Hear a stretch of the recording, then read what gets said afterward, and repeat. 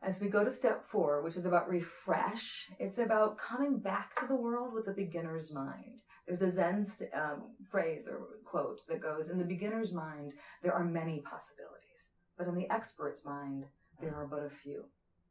And we want to come to our work, we want to come to our lives with a beginner's mind. And it's much easier to do that, to come from this centered and grounded place that we've just achieved, than from our busy, go, multitasking, distracted state.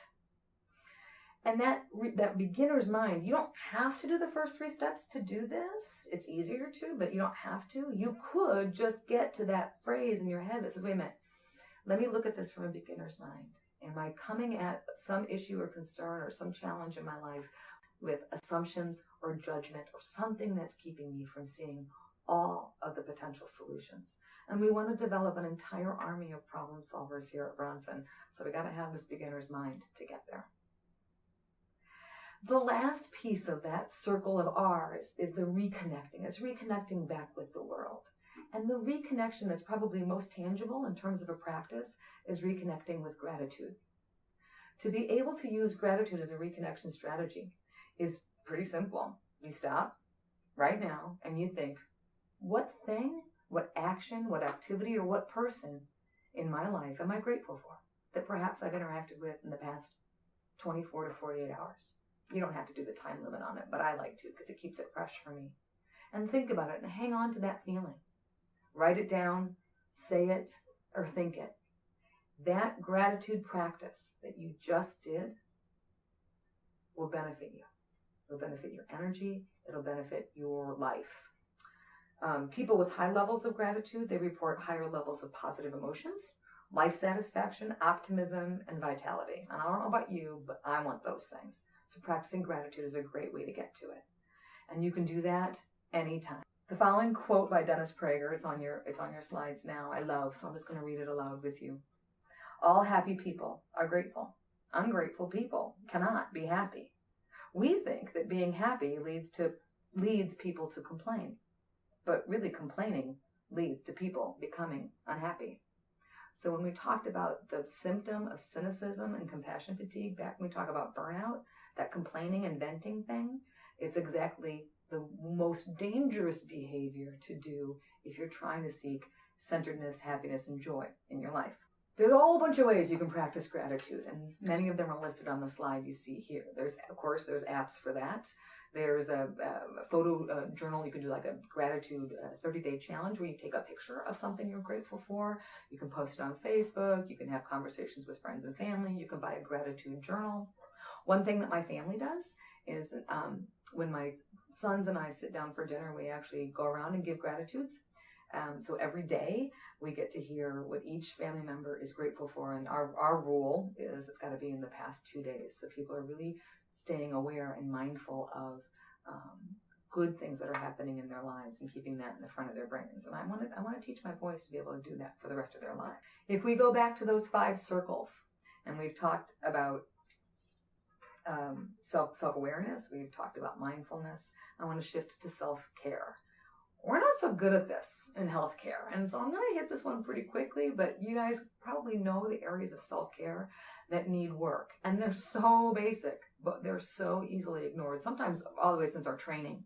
So basic things like food and water and exercise and rest, which is different than sleep.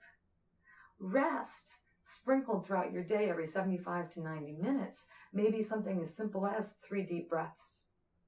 It may be something as simple as 90 seconds to 2 minutes away and then come back to your work. But those little restful interludes throughout your day can make you incredibly more effective and also improve your energy levels.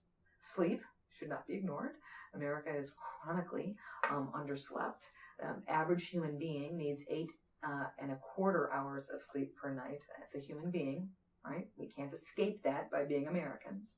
You probably don't know how much sleep you need because you haven't been able to test that. If you've ever been taking a 2-week vacation, about day 12, that's probably the amount of sleep that you need. When you wake up on day 13 and you're like, oh, I just slept that amount, that's probably about what your body needs. But if you can at least shoot for a minimum of 7, for many folks, that would be a stretch and a huge factor for weight control, energy, efficacy, happiness in your life. And then, of course, practice of gratitude. Because remember, if you don't take care of yourself, you can't take care of others, because you cannot give to others what you're not giving yourself. The fourth component of the circles of relationships is, I'm not going to hit that real hard. You may have great relationships here at work, but it's not your entire life. But the point of relationships is it's not that it's any relationship. They need to be high quality, high trust, nurturing, and reciprocal relationships. And so for many folks, that requires reflection. Are there toxic or unhealthy relationships that need to be minimized? Are there folks that you've lost touch with that do meet all of these sort of high connection, high quality criteria for relationships that you need to reconnect with? And if somebody popped into your head of, oh, I need to touch base with that person, write that down, because that relationship is one that you should rekindle for your longevity, your health, and well-being. Remember that humans are wired for connection, and we are not solitary creatures. As human animals, we are wired for connection. So if you found that the busyness of your life has limited your connections and your relationships, take time, deliberate time and practice now to rebuild or build new connections that meet these criteria of high quality relationships. And the last piece is purpose. Again, human beings are wired for purpose greater than themselves, greater than ourselves. And this seems like a no-brainer in healthcare. Well, we know what our purpose is. We're here to give great care to our patients. But unfortunately, in burnout, we lose that sense of purpose. And it is no longer an obvious duh about your purpose. And purpose is greater than your work purpose. You may have a specific purpose that you can define or articulate that is about work. You may have one that you can articulate that's about home. And you may have an overarching one that you can articulate that's about your life. I've always lived with a mission statement kind of rolling around in the back of my head, and I've been very deliberate about articulating that. It allows me to align my behaviors and align my activities both at home and at work in service to this purpose or this mission. And I'm happy to share it with you today. My current iteration of my mission, my sense of purpose is that I believe we can joyously co-create a community promoting the health and well-being of all. And I use that statement to assess my behavior, my intentions, and my actions, and my relationships to see if they line up with that sense of purpose. Now, that hasn't been a permanent, durable mission. It really has evolved throughout my career and throughout my life. The quote by John Gordon, I think, is an important and realistic way to end our conversation together, which is, we don't get burned out by what we do. We get burned out by forgetting why we do it. So if you can practice these strategies and these small little practices that will help build your self-awareness, your mindfulness, reinforce your sense of purpose, affirm and confirm your need for self-care, and the building and strengthening of high-quality relationships, that will help you crawl out of the abyss of burnout, if that's where you are.